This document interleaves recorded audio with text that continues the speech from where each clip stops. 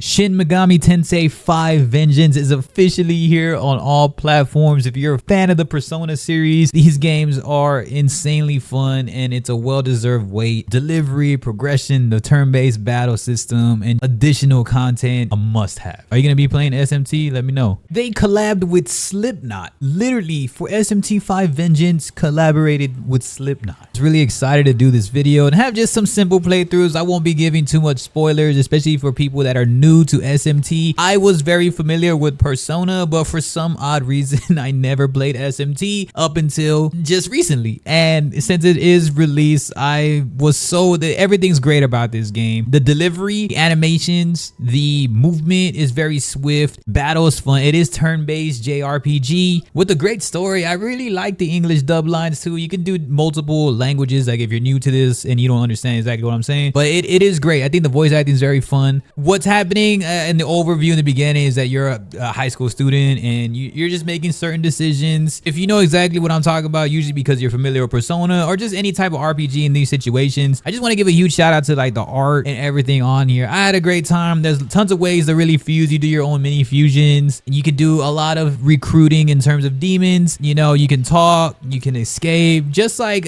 let's say if I were to be doing, let me explain RPG for like, I don't know, dummies or something, right? Like if you're new completely and you're new to my channel, which my channel does have a lot of different faces, this game really does kind of remind you of, you know, just like any other type of turn-based, all the way from origins of like Pokemon, right? Just turn-based type battles. Adventure is really cool. I was having so much fun with all the dialogue and just breaking it down and leveling up my character and doing everything. Again, it's a high schooler who kind of fuses and then becomes some amazing individual. Not gonna spoil too much in this aspect, or I guess insight. I wouldn't even call this really an insight, just more of my first impressions. What the overview is also is that you come in hindsight, at least one of your first destinations is Tokyo. Well, it used to be Tokyo, and they can't really recover all the data what's happening. So you kind of just, I wouldn't say tracing the footsteps, but you're just going in and leveling up. You're battling a lot of the opposition, which are very, very unique, intricate type characters. Everything that you would be familiar with in terms of battling in the wild or being like in Pokemon. I'm gonna keep going back to Pokemon because for people that are new to this, it really is. This is something that was released in 2021, but now in 2024, which was today, you get the old variation of the game and you also get new variation of the game. And I feel like they was just really nice. These graphics are just great for the Nintendo Switch. I really like these deliveries, right? When you think of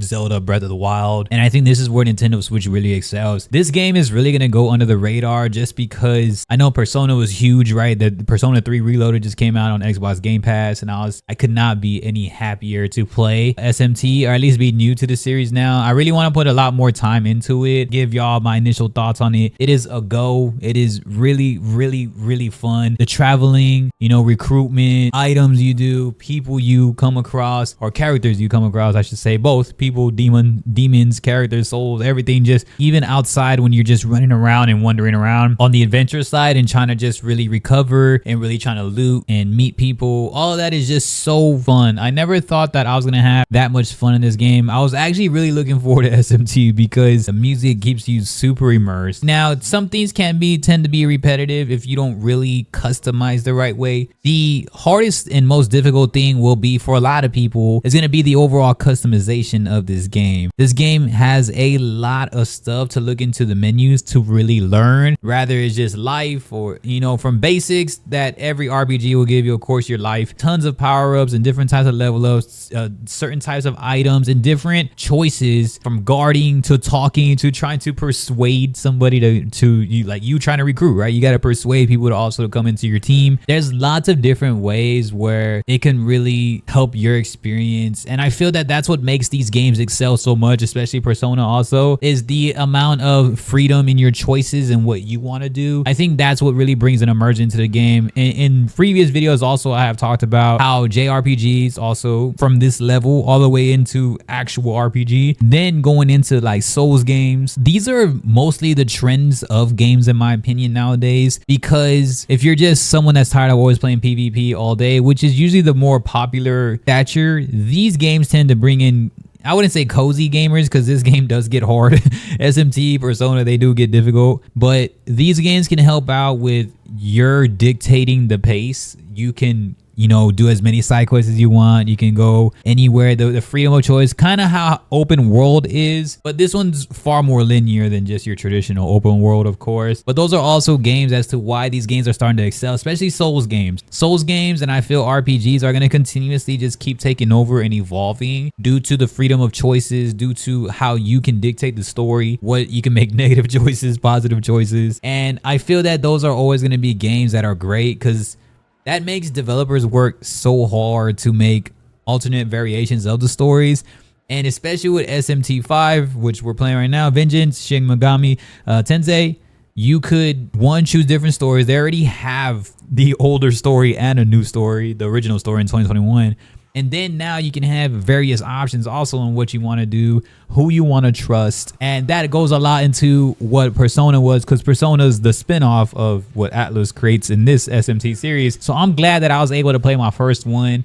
You start off, it's pretty easy, just like anything. You start off level 1. I think the most thing what can be complex, at least in my opinion, is just gonna be a lot of the item variation. But damn, man, this game is good. I like the running animation. I always will love the running animation in this game, and I love just how much you can just do everything in a freedom and a fulfilling component. When you're battling, it really feels rewarding when you win. You don't always want to feel like hand-me-downs all day when you're just beating certain battles. You like the level up process. It's fair enough. It's not too grindy in my opinion, but it's also not fairly easy. You always want that fair balance. So I really love that about that. And then of course, on top of all, what excels the most in this game is definitely the artwork. It is going to take a lot of time and studying to understand what you want when it comes to your items, when it comes to what you want to be holding in your items aspects, how you're saving the game, who you're initiating your time with, and what you're doing. But as a JRPG, that's great that it has this many options, because that just shows how this genre is really evolving. Now, this is not our only strong suit of knowing what's going down in JRPGs, because we play all types of games on this channel, but I do really love this. This would be so great for something like VR also. So people that are going to make VR mods of this, I think it'll be really awesome. But it's just like any game that you feel it holds your hand enough to tell you where you're going on your maps, but it also lets loose those training wheels so that you can really choose some options of what you want to do. And I love that. It's so fun. Music, graphics, art, delivery, just a solid game overall. Now, it is pretty pricey for the Switch, but I think if you can possibly get it on PlayStation, you know, Xbox, I think you would probably get a little bit more push out of or even Steam, you get a little bit more push out of those graphic components. But on a Switch, it could be a little steep on that price, but I really did superiorly enjoy this game. I tried to make this without giving away too much spoilers, so don't get mad if it sounds a little bit generic what I'm saying. I just wanted to give my initial thoughts that this game is definitely a go, especially if you're familiar with Persona 3. If you haven't played Persona 3, I'd highly recommend it. Or Reloaded, that's on the Game Pass. I know a lot of people have Game Pass these days, so if you do have Game Pass, go check out Persona 3 Reloaded. Play at least half of it, and you'll get exactly why it is a spinoff of the SMT series, which I'm showing today. But yeah, y'all let me know what's up. I love this game so much, man. Peace.